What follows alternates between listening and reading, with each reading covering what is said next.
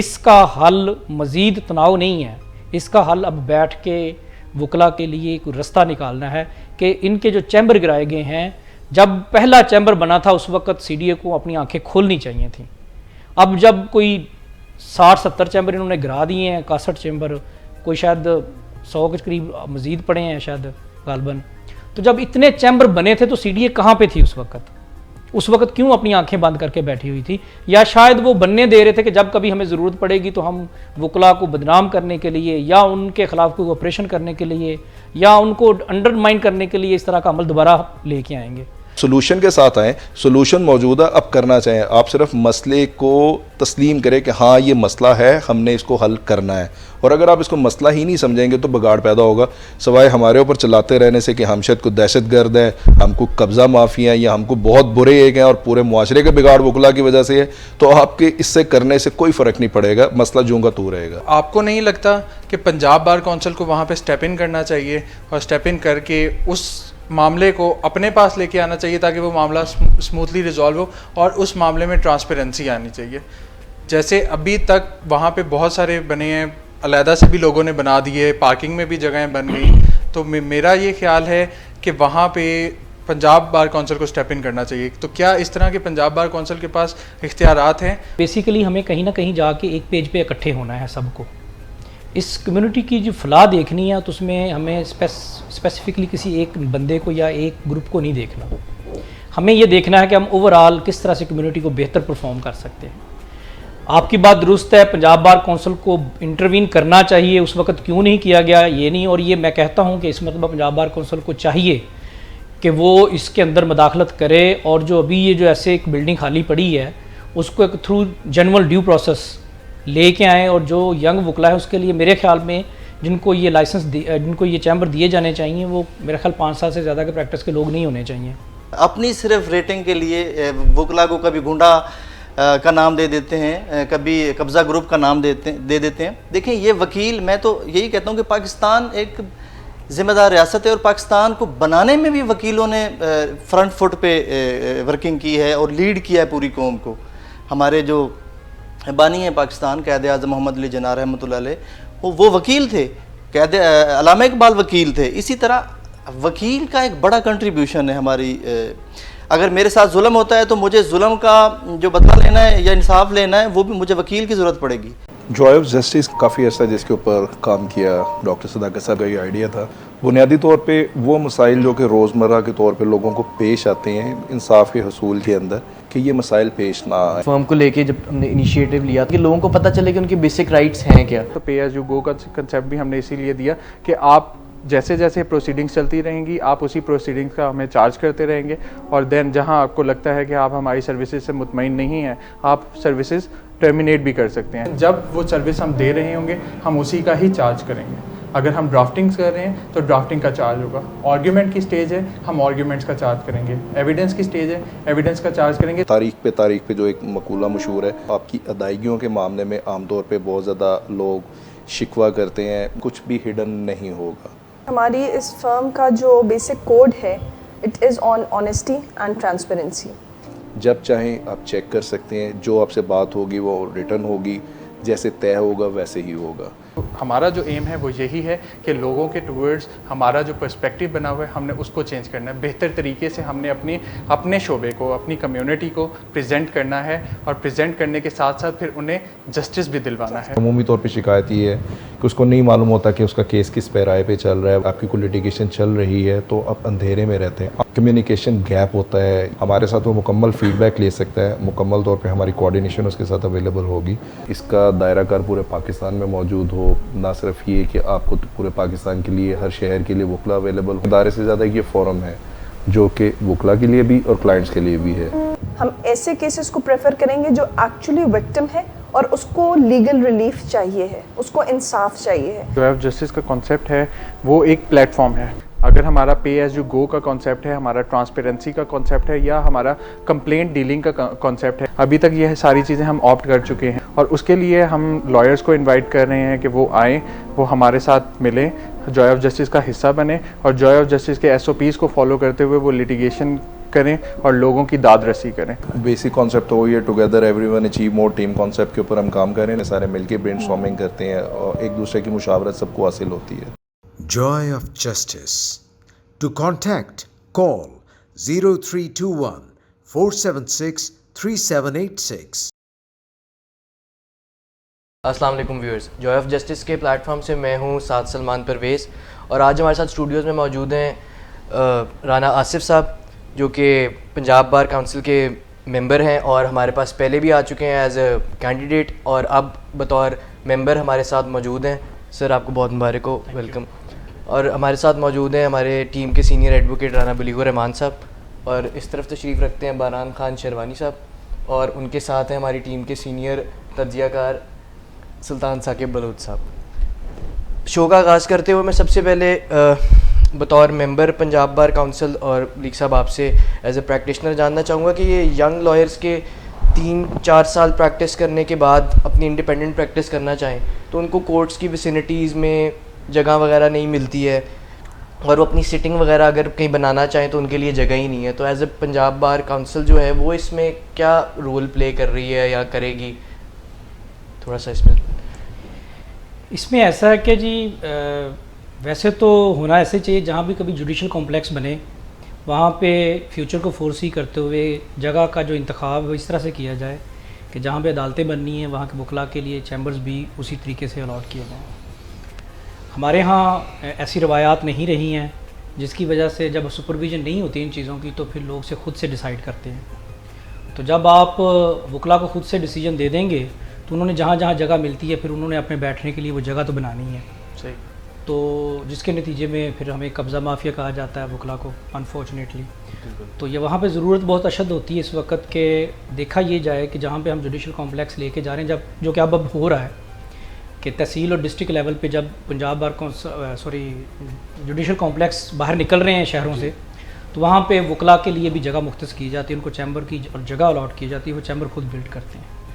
तो इसके ऊपर ऑल ओवर द कंट्री मेरा ख्याल है कि इस प्रोग्राम को साथ लेके चलना चाहिए। बड़े शहरों में ये प्रॉब्लम है जगह की कि शायद जगह इस हद तक अवेलेबल नहीं है कि 20-20, 25-25 हज़ार वकला को अकोमोडेट किया जाए, लेकिन उसके लिए कुछ ऐसा लाहे अमल आना चाहिए और पंजाब बार काउंसिल चूँकि इसमें मेन किरदार अदा कर सकती है, उसको चाहिए कि वो हुकूमत को ऑन बोर्ड ले के कोई ऐसा मेकनिज़म करे कि जिसमें ख़ास तौर पे जो यंग वकला हैं, जो सीनियर वकला हैं वो तो अपनी कमाई से कहीं ना कहीं अपने एडजस्टमेंट कर लेते हैं, उन्होंने चैम्बर ख़रीद भी लिए हुए हैं और प्रैक्टिस भी कर रहे हैं। नए लड़कों के लिए अपॉर्चुनिटी रहनी चाहिए, उनको आसानी पैदा करनी चाहिए और उनके लिए इस तरह से जुडिशल कॉम्प्लेक्स होने चाहिए जहाँ पे वकला के चैम्बर इजीली आने वाले बच्चे को अवेलेबल हों, जहाँ पे वो बैठ के अपनी प्रैक्टिस का आगाज़ कर सके।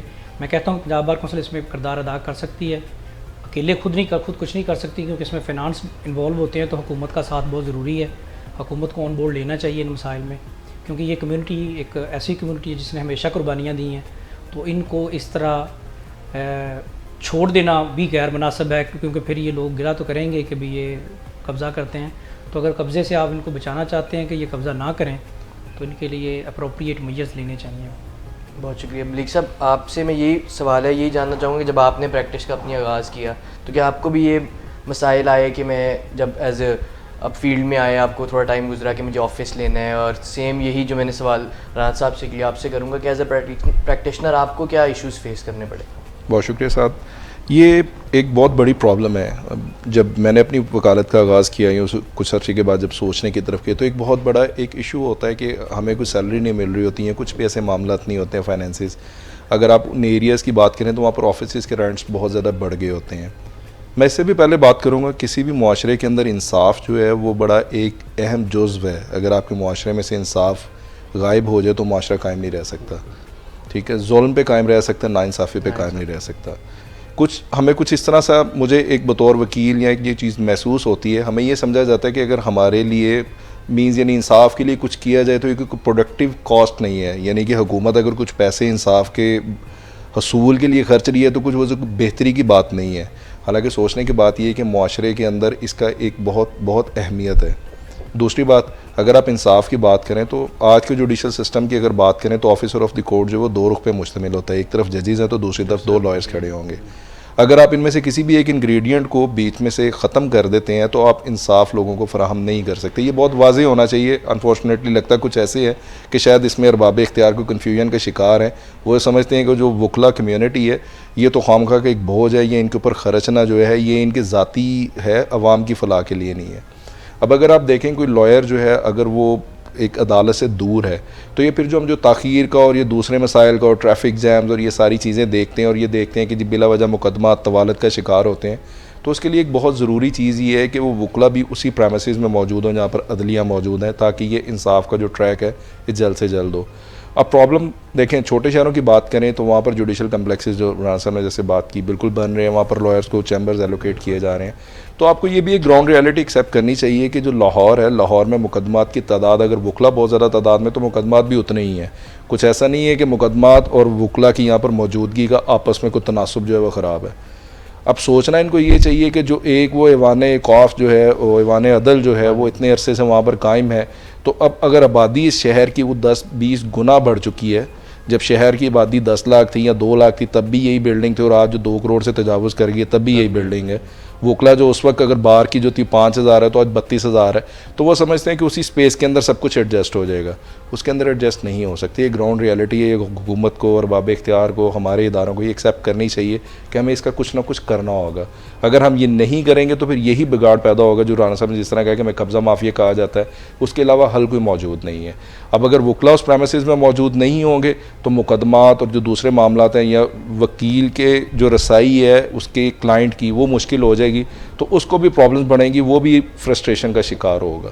तो अगर आप ख़र्च करते हैं किसी मतलब जुडिशल कम्प्लेक्स पे और उसमें आप वकला की जगह मुख्तस करते हैं तो ये हमारे सर पे कोई एहसान नहीं है। ये आपने जो जुडिशल साइकिल चलाना है उसका एक मैंडेटरी पार्ट है। अगर आप हमें फैसिलिटेट करेंगे तो हम लोगों को फैसिलिटेट करेंगे। अगर आप हमें ही फैसिलिटेट नहीं हो सकेंगे, हमें ही आने में मुश्किल होगी वहाँ पर, तो फिर हम लोगों को भी सर्व नहीं कर सकेंगे।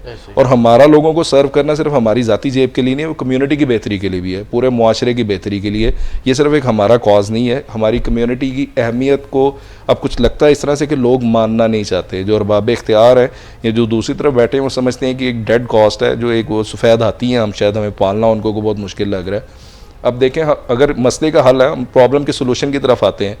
अब लाहौर के अंदर जब आप देखते हैं लाहौर के जो डिस्ट्रिक्ट कोर्ट्स हैं, सेशन कोर्ट से लेके अगर आप ज़िला कचहरी तक आते हैं तो मुख्तलिफ छोटे छोटे पैचेस के अंदर जो है वहाँ पर आपने बनाया हुआ है, जबकि इतना बड़ा सिविल सेक्रेटेरिएट और वो सारी स्पेसिस मौजूद हैं।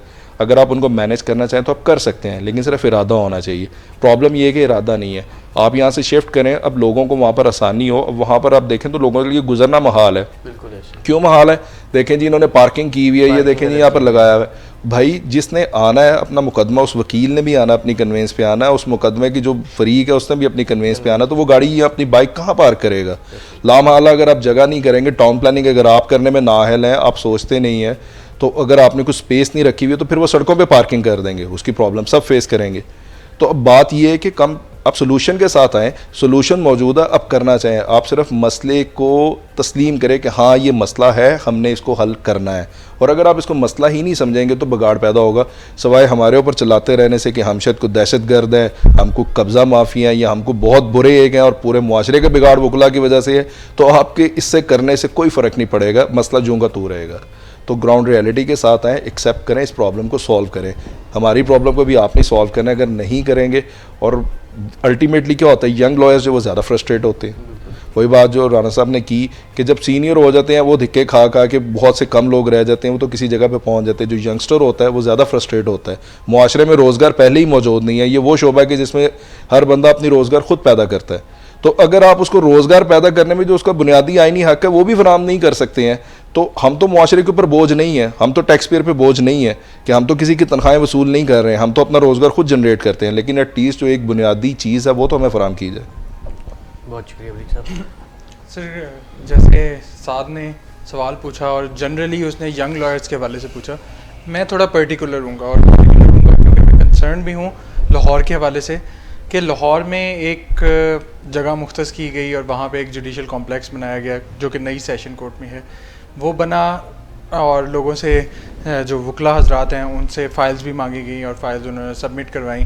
दैन उसके ऊपर एक दिन बैलेटिंग होती है और बैलेटिंग होने के बाद वहाँ पे कब्ज़े हो जाते हैं।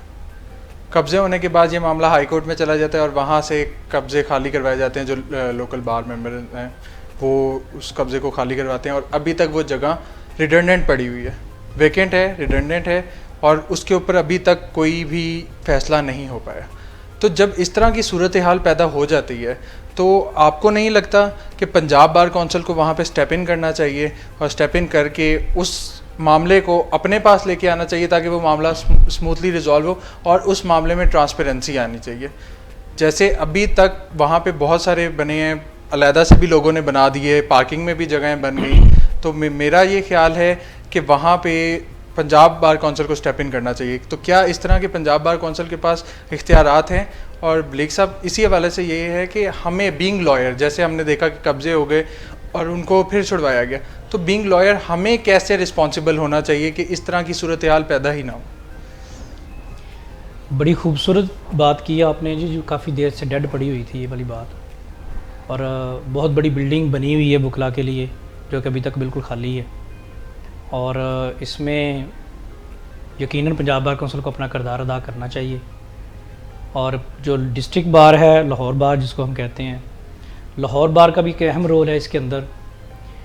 और जहाँ तक बात है कि ये असल में बेसिकली जब ये बिल्डिंग बनी थी तो उसमें प्रोसीजर को तो फॉलो किया गया था, लेकिन बदकिस्मती से वो एक सियासी या इंतकामी नज़र में चला गया चीज़ें। उस वक्त लोगों को अलॉट हुई फाइल्स, चैम्बर अलॉट हुए, वकला को दिए गए, लेकिन जैसे जैसे वो बैलेटिंग्स के ज़रिए उसको अमल दरामद होना चाहिए था वो बदकिस्मती से नहीं हो सका। जिनको मिल गए उन्होंने कब्ज़े कर लिए, जिनको नहीं भी मिले उन्होंने आगे जाके गलियों बाज़ारों में पार्टीशन करके अपने अपने चैम्बर के लिए जगह निकाल ली। और फिर जो नीचे जगह पार्किंग में बची वहाँ पे लोगों ने चैम्बर बना लिए। बड़ी गैर जिम्मेदाराना अमल था ये उस वक़्त। लेकिन उसके बाद फिर हाई कोर्ट की इंटरवीन हुई और उन्होंने इसको लाहौर बार ने ही वो कब्ज़ा खाली करवाया और वो बहुत खूबसूरत अमल था। मैं क्रेडिट देता हूँ उस वक़्त की बार कौंसिल बार एसोसिएशन को, जिसमें राना नईम वगैरह थे नायब सदर, जिन्होंने बड़ी हिम्मत से, ये पहली दफ़ा ऐसा हुआ कि वकला की मर्ज़ी के अगेंस्ट कोई काम हुआ और इसको बड़ी बहादुरी और बुर्दबारी के साथ किया गया। पंजाब बार कौंसिल का रोल ज़रूर है डिस्ट्रिक्ट बार को कंट्रोल करना चीज़ों में, इस तरह के मामलात में। मैं फिर वही बात करूँगा कि ये बेसिकली हमें कहीं ना कहीं जाके एक पेज पे इकट्ठे होना है सबको। इस कम्युनिटी की जो फलाह देखनी है तो उसमें हमें स्पेसिफिकली किसी एक बंदे को या एक ग्रुप को नहीं देखना। हमें ये देखना है कि हम ओवरऑल किस तरह से कम्युनिटी को बेहतर परफॉर्म कर सकते हैं।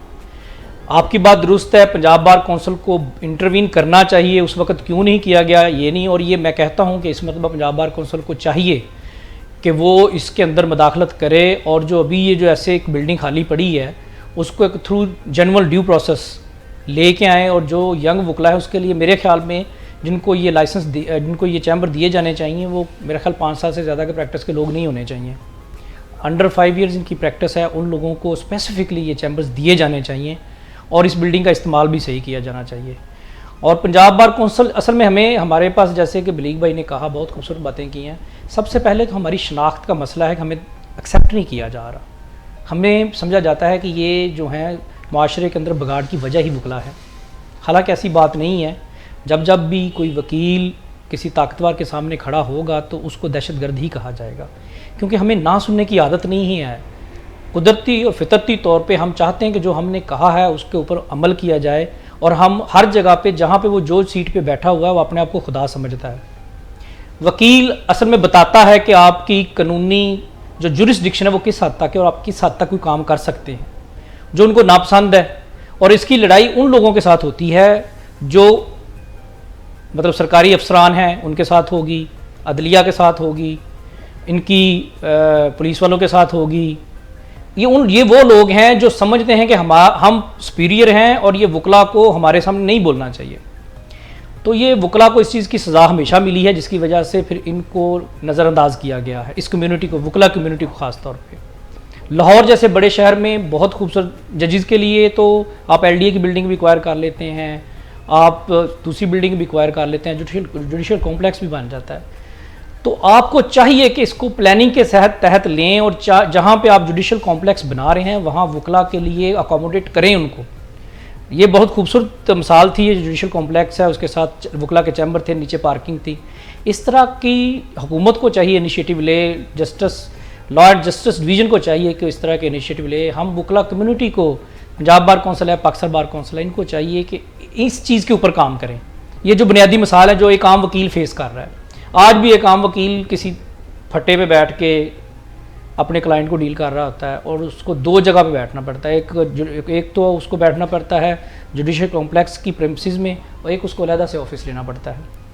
तो हमें सबको चाहिए, मैं इस चीज़ का एतराफ़ करता हूँ कि कहीं ना कहीं हमारी वजह से हमारी गफलत है और हमारा वो डेयरिंग स्टेप ना लेना है।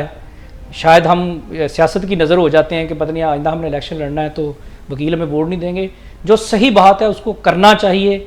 और मैं ये आपकी बड़ी खूबसूरत बात है, मैं ख़ुद भी इस चीज़ के लिए आवाज़ उठाऊंगा पंजाब बार कौंसिल में जाके कि ये जो स्पेसिफिकली ये जो जुडिशल कॉम्प्लेक्स की बिल्डिंग है जहाँ पे वकला को अकोमोडेट किया जा रहा था, उसको अब बर वक्त बेहतर और खूबसूरत तरीके से किया जाए ताकि वकला को बैठने के लिए बड़ी खूबसूरत बिल्डिंग है, उसका एक जायज़ सही इस्तेमाल होना चाहिए। जी बहुत शुक्रिया बरन, आपकी बात बिल्कुल सही है। हमें भी अपनी ज़िम्मेदारी का एहसास करना चाहिए। मतलब मुझे याद है जिस तरह आसिफ भाई ने भी बात की है, बैलेटिंग की बात हुई थी, पहले फॉर्म्स लिए गए, उसमें फीसिस जमा करवाई, फिर आएगा नहीं फॉर्म्स वैसे ही जमा करवा दीजिए। बहुत एक अनफॉर्चुनेट बात जो देखने में आई, बहुत ऐसे सीनियर्स नाम हमने देखे, बड़े वेल इस्टेब्लिश ऑफिसेज, उनको खुद से ख्याल ये करना चाहिए था कि हमारे भाइयों का, छोटे भाइयों का हक है। मतलब मैंने कोई फॉर्म जमा नहीं करवाया, बुनियादी वजह कि अल्हम्दुलिल्लाह मेरे पास, मैं उस कैरियर के हिस्से में पहुंच गया हुआ था कि मेरे पास अपना ऑफिस लेने की इस्तात थी, अल्लाह ने करम किया मेरे पास थी। मतलब मैं को बहुत नहीं था, बहुत एक छोटा सा मामूली सा अल्हम्दुलिल्लाह मेरे पास बैठने की जगह थी। मेरे एसोसिएट्स थे, उन्होंने अप्लाई किया, लेकिन जब हमने देखा तो जहाँ पर जो एक बहुत बड़े नाम जिनको हम उस्ताद कहते हैं, उन लोगों की फ़ाइलें जमा हुई हुई हैं, उनको प्रायोरिटी भी पर अलॉटमेंट्स की जा रही हैं। अगर हम हुकूमत को बोलते हैं तो फिर हमारे अपने भी बड़ों को सोचना चाहिए कि हमारा किरदार क्या है। जब वो एक छोटा देखेगा कि मेरा बड़ा भाई तो जो एक केक का बड़ा हिस्सा काट के ले गया और मेरे हिस्से में तो कुछ नहीं आया, तो वो कितनी फ्रस्ट्रेशन का शिकार होगा। दूसरों से तो बाद में बात करेंगे, पहले आप बड़े हैं, पहले आप छोटों के सर पे हाथ रखें, पहले आप बताएं, अपने किरदार से बड़ा बन के दिखाएं। तो यहाँ पर क्या होगा कि जो हम में से ताकतवर थे, ताकतवर किनके थे, हमारे ही सरों पे जो ताकतवर थे वो हिस्सा उड़ा के ले गए। तो जब नाइंसाफ़ी तो हर जगह पे नाइंसाफ़ी है, चाहे वो हुकूमत करे, चाहे वो हम करें, या चाहे जुल्म का हम जो है करें दूसरों के ऊपर, अपने ही भाइयों पे, तो उसका नुकसान तो होगा। अल्टीमेटली क्या हुआ, लेकिन फिर भी देखें खूबसूरती देखें, जब कलेक्टिवली सब आ गया, उन्होंने कहा नहीं होगा, तो लोगों ने कोई उसके ऊपर मुज़ाहमत नहीं की।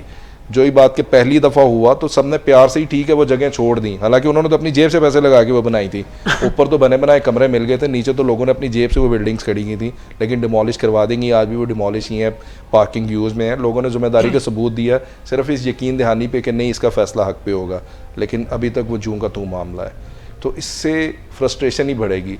अब उसका दूसरा इम्पैक्ट क्या है कि बाहर अगर आप अवाम में देखें तो बाहर अवाम के अंदर इम्पैक्ट क्या है कि जी ये वकला तो है ही ऐसे हैं। आप देखें घर की लड़ाई थी, घर के अंदर बैठ के अच्छे तरीके से बड़े बैठ के हल करते तो हल हो जाती। मामले को उछाला गया, सारे मुआशरे में उछले, सब बदनाम हुए। उसमें कोई ये तो नहीं कहा कि नहीं बलीग को भी वकील के तौर पे वही नफ़रत का सामना है जो कि वहाँ पर मौजूद किसी और कब्जा के लिए थी। मैं भी इस काले कोट की वजह से जब किसी की नफ़रत का होता है तो मैं उसमें ये तो नहीं कह सकता यार मैं नहीं था उसमें वो था, तो वो तो फिर हमें इज्तिमाई तौर पे ही भुगतना है। सोचने की बात यह है कि जब हम इकट्ठे हैं तो फिर लड़ाई भी घर के अंदर तय करें, बाहर करके करेंगे तो फिर इज़्ज़त सबकी उछलेगी। तो जो बड़े थे उनको बड़े का किरदार अदा करना चाहिए, हमें पहले अपनी ज़िम्मेदारी का मुजाहरा करना चाहिए। पहली बात तो ये कि जब कम्प्लेक्स बनने जा रहा था तो अभी उसकी डिज़ाइनिंग के अंदर ये सोचा जाता है कि इतने लोग हैं, तब बार्गेन किया जाता है कि यहाँ पर और भी अभी गवर्नमेंट की प्लेसेस बहुत हैं, साथ प्रिंटिंग प्रेस है और बहुत सारी जगह है, तो इस जगह को पहले एक्सटेंड करवाया जाए।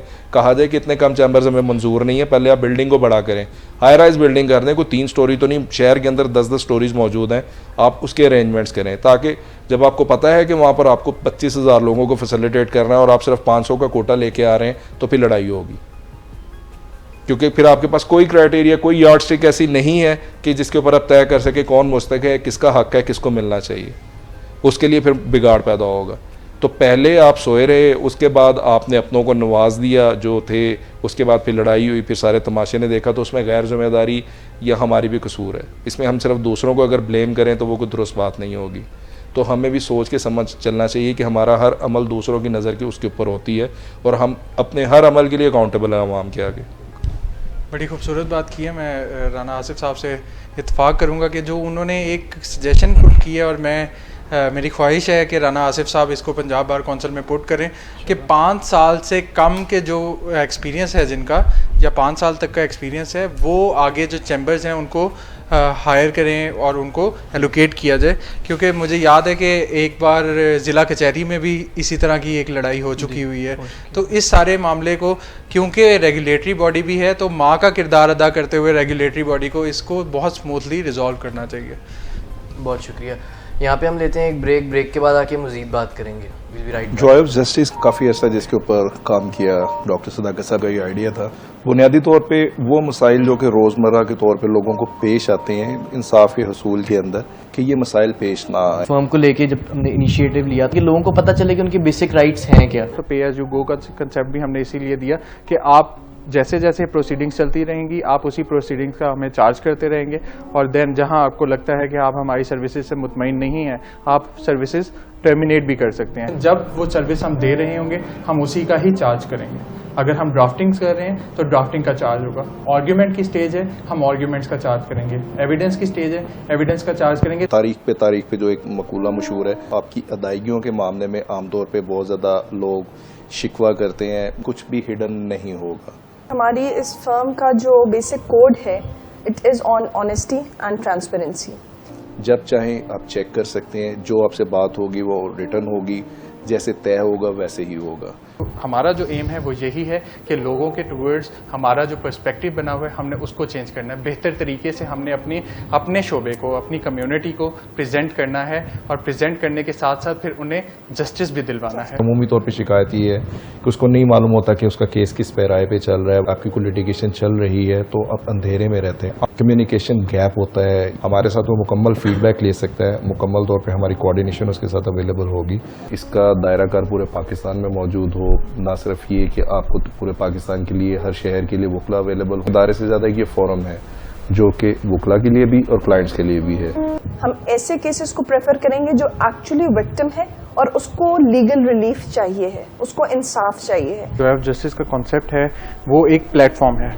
अगर हमारा पे एज यू गो का कॉन्सेप्ट है, हमारा ट्रांसपेरेंसी का कॉन्सेप्ट है, या हमारा कंप्लेंट डीलिंग का कॉन्सेप्ट है, अभी तक यह सारी चीज़ें हम ऑप्ट कर चुके हैं, और उसके लिए हम लॉयर्स को इनवाइट कर रहे हैं कि वो आएँ, वो हमारे साथ मिलें, जॉय ऑफ जस्टिस का हिस्सा बने, और जॉय ऑफ जस्टिस के SOPs को फॉलो करते हुए वो लिटिगेशन करें और लोगों की दाद रसी करें। बेसिक कॉन्सेप्ट वही है, together everyone achieve more. Team concept के ऊपर हम काम कर रहे हैं, सारे मिलके ब्रेनस्टॉर्मिंग करते हैं और एक दूसरे की मुशावरत सबको हासिल होती है। Joy of Justice. To contact, call 0321 476 3786. Welcome back. Break पे जाने से पहले हम लोग बात कर रहे थे मसाइल की जो कि एक यंग लॉयर को फेस करने पड़ते हैं अपने आने की 3-4 साल की 5 साल की प्रैक्टिस के अंदर, और किस तरह के उनको जगह नहीं मिलती है और क्या मसाइल उनको पेश आते हैं एक जगह लेने के लिए, या फिर जो सीनियर्स हैं वो किस तरह उनका ख्याल नहीं रख पा रहे हैं और क्या इश्यूज़ जो हैं उन्हें फ़ेस करने पड़े हैं। मज़ीद गुफ्तगू को बढ़ाएंगे। मैं राज साहब आपसे और लीग साहब आपसे भी पूछना चाहूँगा कि हम लोग पिछले दिनों देख रहे हैं कि जो CDA वाला इस्लामाबाद में मामला हुआ है, इन्होंने वकला के चेम्बर्स गिरा दिए हैं, और chief justice Islamabad high court की अदालत को भी इन लोगों ने इस मामले में इन्वॉल्व किया, और साथ पंजाब बार काउंसिल ने बड़ी आवाज़ उठाई है इस हवाले से। तो मैं ये जानना चाहूँगा कि पंजाब बार काउंसिल का क्या टेक था इसके ऊपर, और एज ए प्रैक्टिशनर आप क्या समझते हैं कि मतलब ये क्या इधर ऐसा क्या पॉइंट था जिसकी वजह से उन्हें ये करना पड़ा, और ये जो आगे मामला जो थे ख़राब क्यों हैं, क्या वजह था इसके अंदर पेश आई? इसका हल मज़ीद तनाव नहीं है, इसका हल अब बैठ के वकला के लिए कोई रास्ता निकालना है कि इनके जो चैम्बर गिराए गए हैं, जब पहला चैम्बर बना था उस वक़्त CDA को अपनी आंखें खोलनी चाहिए थी। अब जब कोई 60-70 चैम्बर इन्होंने गिरा दिए हैं, 61 चैम्बर, कोई शायद 100 के करीब मज़ीद पड़े हैं शायद गालबन, तो जब इतने चैम्बर बने थे तो CDA कहाँ पे थी उस वक़्त?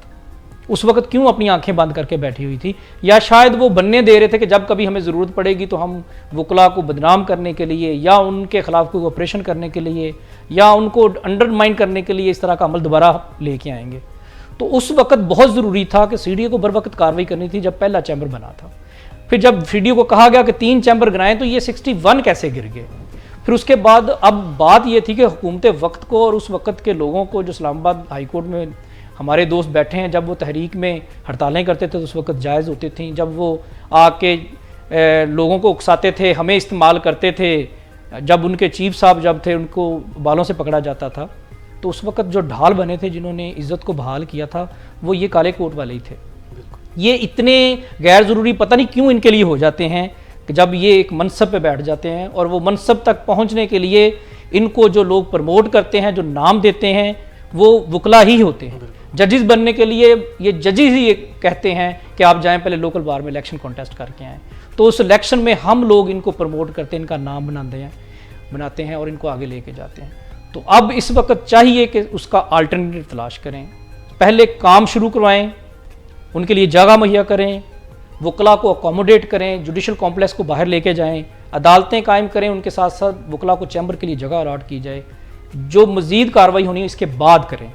अगर ये अपने ऑर्डर के साथ जुड़े रहे तो यकीन जानिएगा एक तूफ़ान बदतमीज़ बरपा होगा, जिसमें चीफ साहब की जो बची खुची इज़्ज़त रह गई है इन अदालतों की, शायद वो मज़ीद ख़राब हो जाएगी। और मैं चाहता हूँ, ये कहता भी हूँ कम्युनिटी से भी, कि मेरी ख्वाहिश भी ये है कि जब ये जुडिशरी और वकला एक दूसरे के साथ आमने सामने होते हैं तो अक्ल और दानिशमंदी का मुजाहरा किया करें। एक आम गांव के बंदे की तरह अपनी अकड़ को आगे लेके ना जाएं, क्योंकि अकड़ से टूट ही होगी, वो उस तरफ हो या इस तरफ हो। तो बहुत खूबसूरत तरीके से इसको हैंडल करें, क्योंकि अब इस वक्त इस क्लाइमेक्स में है सिचुएशन कि यहाँ से या तो बहुत ज़्यादा वर्स होगी या फिर यहाँ से ये वापस आना शुरू हो जाएगी। और उसका बेहतरीन हल ये है कि जनाब चीफ जस्टिस अतर मिनल्ला साहब, आप बड़ा दिल करें, आपके बच्चे हैं, आपके छोटे भाई हैं, आपके कुलीग हैं जिनके चैम्बर मस्मार किए गए हैं, जिनकी छत छीन ली गई है, उनके लिए ऑर्डर करें। सीडीओ को कहें जब आप किसी हुकूमत वक्त के किसी कोई प्राइम मिनिस्टर हो, चीफ मिनिस्टर हो, मिनिस्टर्स हो, उनके खिलाफ तो आप कार्रवाई नहीं करते डिमोलिश करने की, तो ये एक आपको बड़ा इजी टास्क मिला हुआ है कि वकला के चैम्बर गिरा दो और एक ऐसा इशू क्रिएट कर दो कि जिनको वकला की इज़्ज़त को और उसके तशख़्ख़ुस को कंट्रोवर्सी में ले जाएं। वकला को अल्टरनेटिव जगह दें, उनको चैम्बर्स दें, आप भी खुश, ये भी खुश, और इंशाअल्लाह ताला इंसाफ की फरहमी में वकला हमेशा अपना पॉजिटिव किरदार अदा करते रहेंगे। बहुत शुक्रिया राना साहब। लीग साहब, आप इस बारे में क्या कहना चाहेंगे? थोड़ा सा मुख्तसरन बताइएगा हमें। कि मैं बस बहुत जो है कम्प्रिहेंसिव किस्म की बात की राना साहब ने, जो है हमारी क़यादत है, हमें रिप्रेजेंट कर रहे हैं। मैं सिर्फ इतना से ऐड करना चाहूँगा, इज़्ज़त बाहिमी होगी, ठीक है, एक दूसरे की शनाख्त को तस्लीम करने, ये लाजुम व मुल्ज़िम है। अगर बार नहीं रहेगी तो अकेले बेंच की भी शनाख्त नहीं रहेगी, और बार भी बेंच के बगैर नहीं है। तो मिल के चलने वाली बात होनी चाहिए। ऐसा नहीं है कि आप जो है बिल्कुल एक तरफ जो है पानी को बहा दें और वो सारा बह जाए सब कुछ, और दूसरी तरफ आप ये समझें कि उससे इज़्ज़त बरकरार रह जाएगी। नहीं, ऐसा नहीं होता। इज़्ज़त मिल के साथ चलने में सही है। लाजुम व मुल्ज़िम है, एक बेसिक इंग्रेडिएंट है इंसाफ के सिस्टम के, जैसे मैंने पहले भी बात की। ताकत का इस्तेमाल इस तरह से नहीं होना चाहिए, इस ताकत के इस्तेमाल से बिगाड़ पैदा होता है। चीज़ों को पहले भी ठीक किया जा सकता है, ज़रूरी नहीं है कि मसले को बिगाड़ के फिर हल की तरफ आएँ। मसला पहले भी हल हो सकता था। जब आप देख रहे हैं ये आपको, मतलब इस बात का शऊर सबको है कि इसके बगैर मुमकिन नहीं है, गुजारा नहीं है, और आपने इतने लोगों को बेरोज़गार कर दिया। जो एक और बहुत तकलीफ़ दह बात मुझे लगती है कि हम देखते हैं कि बहुत एक कानून को प्योरीफाई कर दिया गया। अगर हम एंटी टेररिज्म एक्ट को देखें, इवन कि ये भी कहा गया कि अगर कोर्ट प्रेमिसेस के अंदर कोई बम धमाका, गोली जो भी चलती है, कत्लो गारत होती है, लेकिन वो किसी ज़ाती दुश्मनी की वजह से होगी तो एंटी टेररिज्म का केस नहीं होगा। और यहाँ पर उन वकला को जो है पत्थर के ऊपर उठाने के ऊपर आपने उनको दहशतगर्दी के कानून के तहत बंद करवा दिया है। ना उनको कुछ सुनी जा रही है, ना उनकी कोई बात हो रही है, और वो बेचारे उनको छोटे छोटे बच्चे जो बुज़ुर्ग हैं उनसे, मतलब वो एक शुएब साहब, एक वकील साहब है, उनकी मैंने मिसिस का जो बारे वो जो है शरई पर्दा, और उसके अंदर वो खातून थी, और उनको बताया गया कि किस तरह घर की बेपर्दगी की गई और किस तरह से उनको जलील किया गया। और वो लोग जो है जिनके छोटे एक खातून है, जिनका 3 माह का बच्चा है, वो जो वकील हैं उनको दहशतगर्दी के इल्ज़ाम में आपने बंद किया हुआ है। तो ये जुल्म ना करें।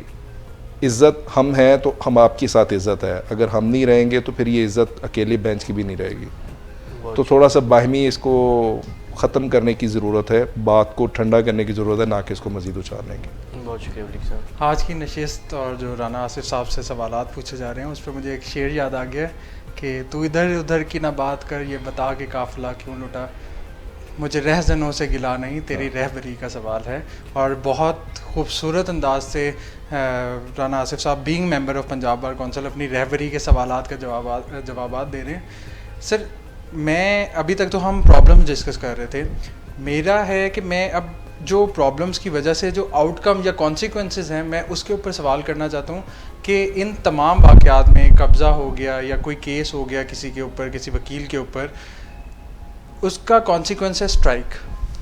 रिसेंटली एक मिर्ज़ा विकास रऊफ़, जस्टिस मिर्ज़ा विकास रऊफ़ की जजमेंट भी आई जिसमें स्ट्राइक के हवाले से बात की गई। बहुत डिटेल्ड जजमेंट थी और उसके अंदर उन्होंने पंजाब बार कौंसिल के रूल्स, पाकिस्तान बार कौंसिल के रूल्स, उनके हवाला जात भी दिए जिसमें बताया गया कि डिग्निटी और प्रोफेशनल जो आपका आप अंडरटेक करते हैं टास्क, प्रायोरिटी हैं स्ट्राइक से बालातर हैं वो। तो क्या इन स्ट्राइक्स की वजह से जो smooth working of the courts है और जो लिटिगेंट्स के मसाइल हैं, ये सिर्फ लिटिगेंट्स की हद तक नहीं, लॉयर्स को भी मसाइल हैं। आप यंग लॉयर्स को ही देखेंगे, वो अगर कोई उनको किस्मत से केस आ जाता है और वो केस फाइल कर रहे होते हैं और एक टेंटेटिव टाइम दे दिया जाता है कि इतने टाइम में आपका केस डिसाइड हो जाएगा इधर वे, तो वो डिसाइड नहीं हो पाता। पता चलता है स्ट्राइक है, उसमें और भी फैक्टर्स इन्वॉल्व हैं, जजेस की छुट्टी है, केसेस की लिस्ट ही बहुत ज़्यादा है, सुने नहीं जा रहे। तो स्ट्राइक जो फैक्टर है, इसके हवाले से पंजाब बार कौंसिल का क्या टेक है? क्या ये smooth working of the courts है, इसको इफ़ेक्ट होना चाहिए? देखें, अगर हम लेबर लॉज की तरफ देखते हैं, हम क्योंकि ब्लू कॉलर नहीं है, लेकिन लेबर लॉज को देखते हैं, उधर बाकायदा तौर पे रेगुलेशंस बनाए गए हैं कि कैसे आपने स्ट्राइक करना है, कैसे लॉकआउट होना है।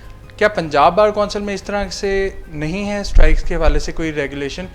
और क्या लोकल बार एसोसिएशंस को ये अख्तियार हासिल है कि वो किसी भी मामले के ऊपर उठ के वो स्ट्राइक्स कर सकती हैं और उधर डिस्ट्रिक्ट या तहसील की कोर्ट्स में स्ट्राइक करके वर्किंग ऑफ द कोर्ट को जो है अबेंडन कर सकती हैं?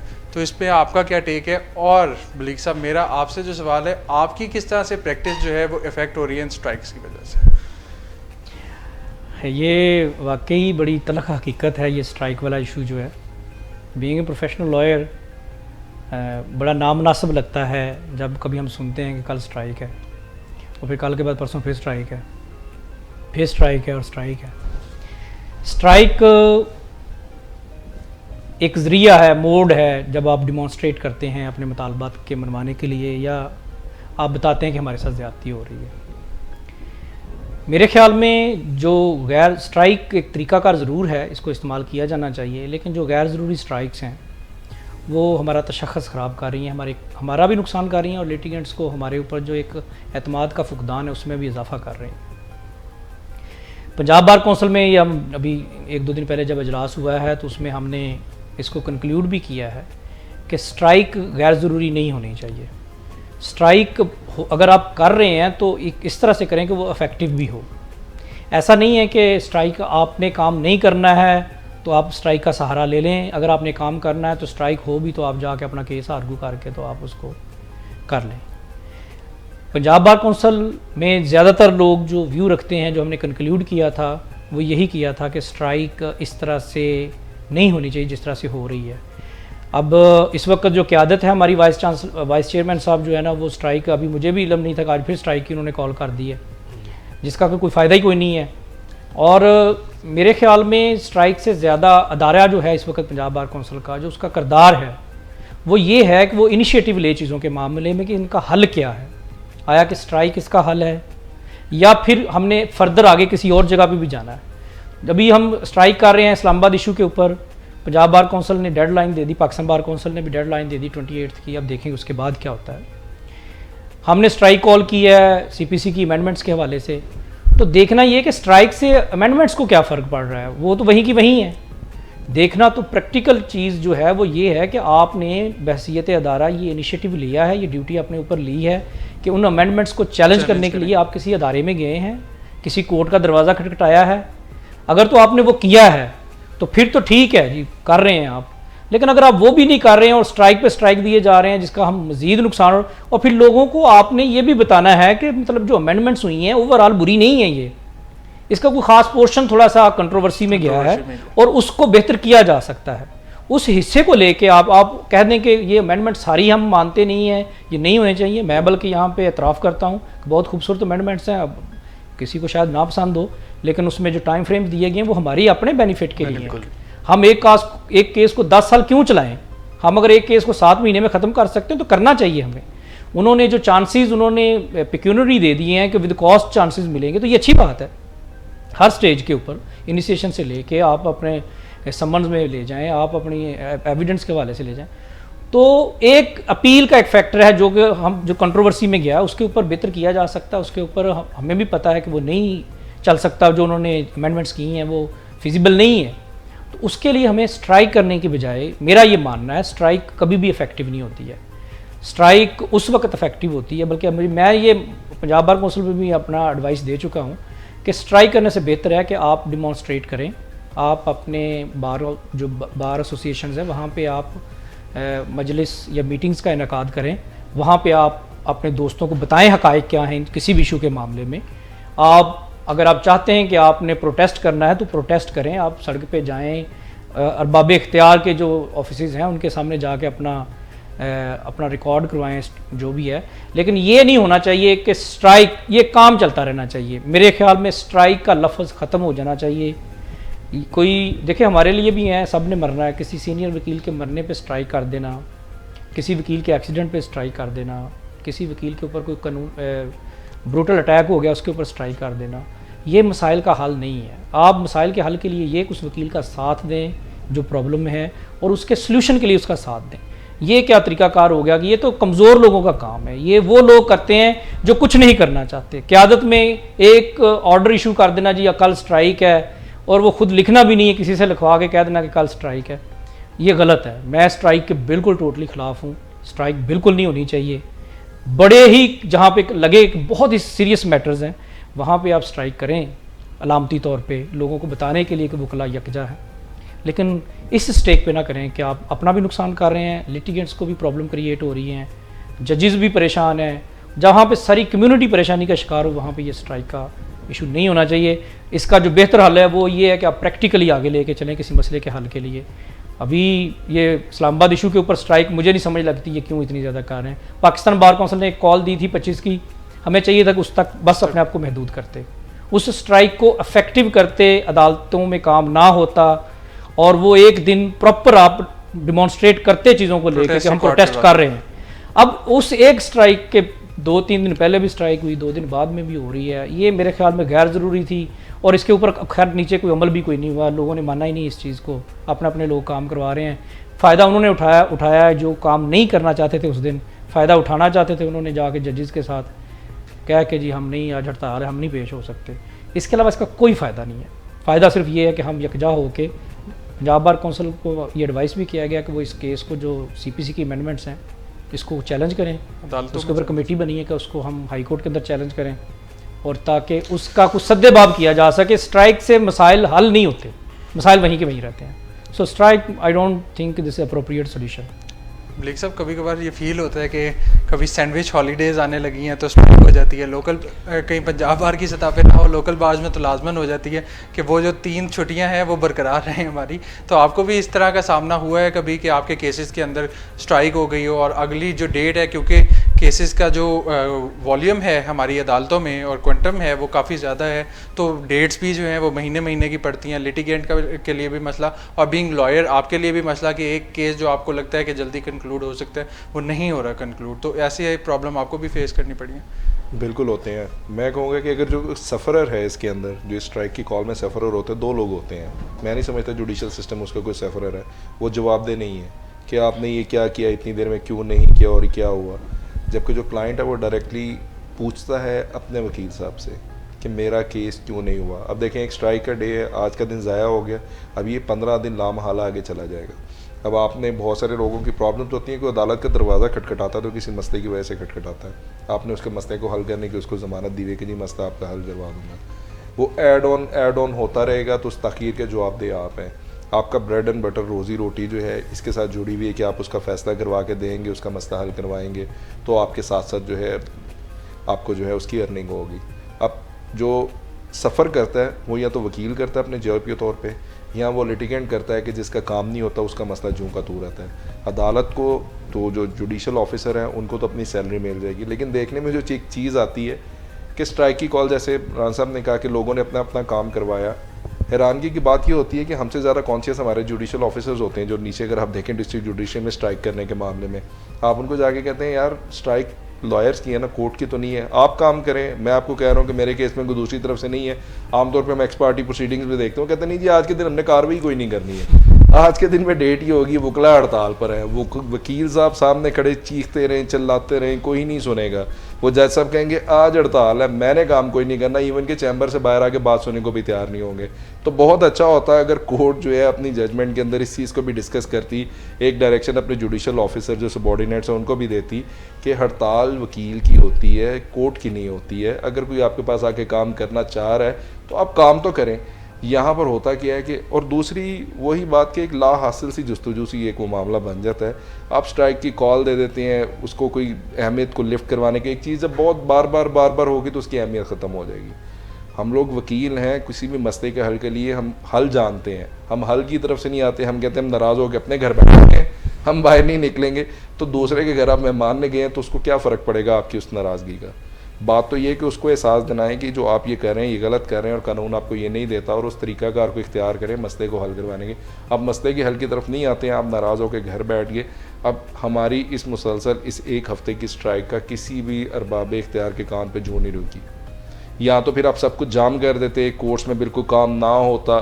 वो कह रहे हैं ठीक है, जो जवाब देना है, किसी भी साइल ने आके जज साहब से नहीं पूछना कि मेरा काम क्यों नहीं किया, उन्होंने आके उस वकील के दरवाज़ा खटखटाना है, उसी के साथ बदतमीज़ी होगी, उसी के सब कुछ होगा, उसी को जवाब देना पड़ेगा। और वो वकील भी इंडिविजुअल हैसियत में कोई जवाब नहीं दे सकता। मुझे मेरा जो साइल पूछ रहा है मैं उसको क्या जवाब दे सकता हूँ, मेरे इख्तियार में नहीं है। कोर्ट काम करने को तैयार नहीं है कि जी स्ट्राइक है, आप लोगों ने स्ट्राइक की हुई है, चाहे मैं चला भी जाऊँ, वो सुन के फ़ैसला नहीं करेंगे। तो मसला ये है कि मसले के हल की तरफ आना चाहिए, ना कि उस मसले को मज़ीद बिगाड़ की तरफ लेके जाना चाहिए।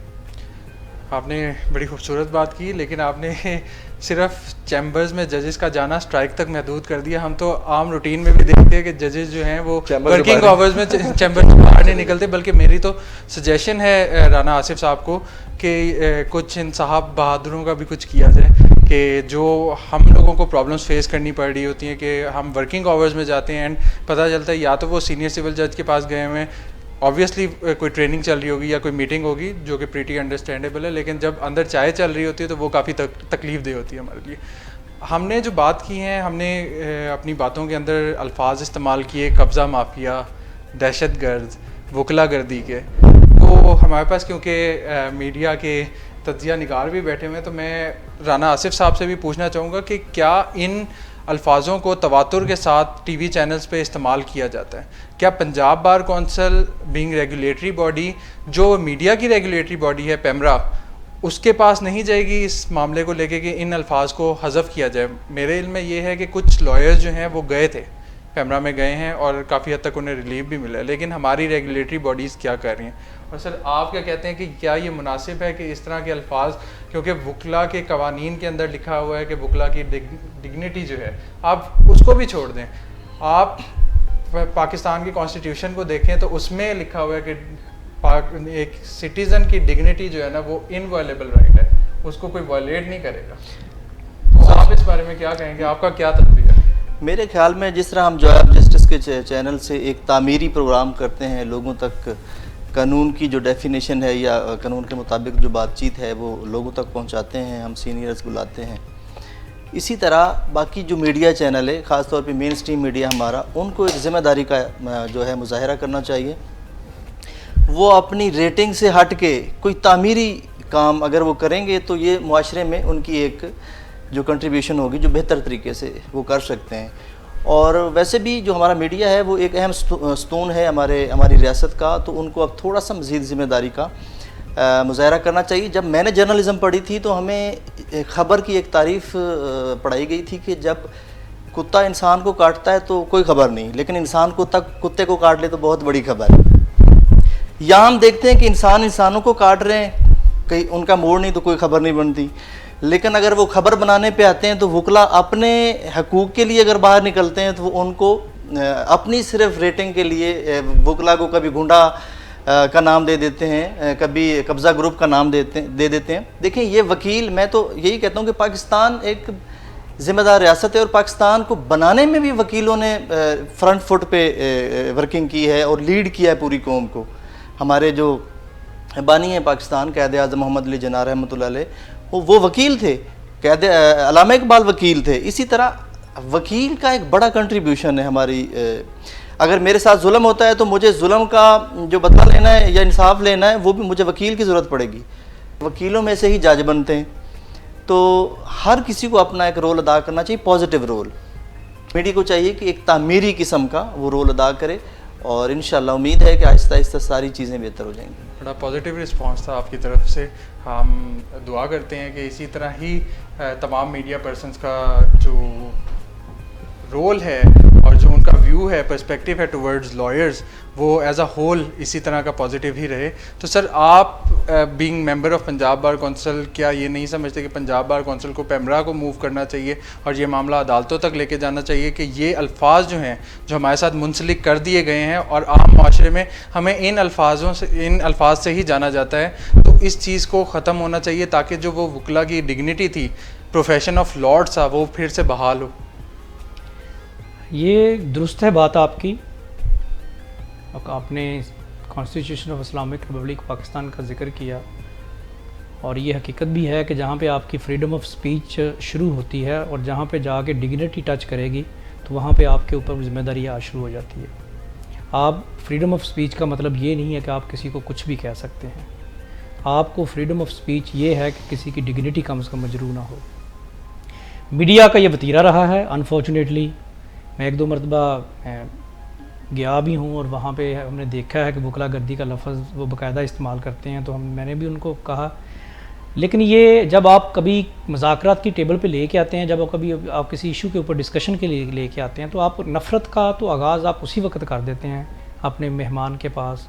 मेहमान को जब बुलाते हैं किसी को, मीडिया वालों को ख़ुसूसी तौर पे कह रहा हूँ, जब आप उसको टिकर चला रहे होते हैं कि वकला गर्दी का लफ्ज़ इस्तेमाल करते हैं, तो जो आपने तो नफ़रत का बीज उसी वक्त बो दिया।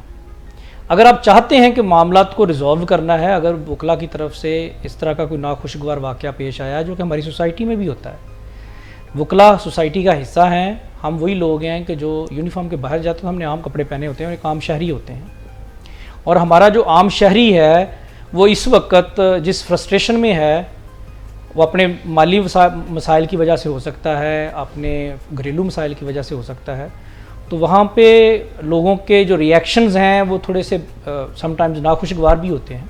तो वकला भी कम्युनिटी का वही हिस्सा है। समटाइम्स होता है कि उनकी तरफ से रिएक्शन, कुछ महदूद सा तबका है जिसकी तरफ से ये रिएक्शन समटाइम्स वर्स होता है।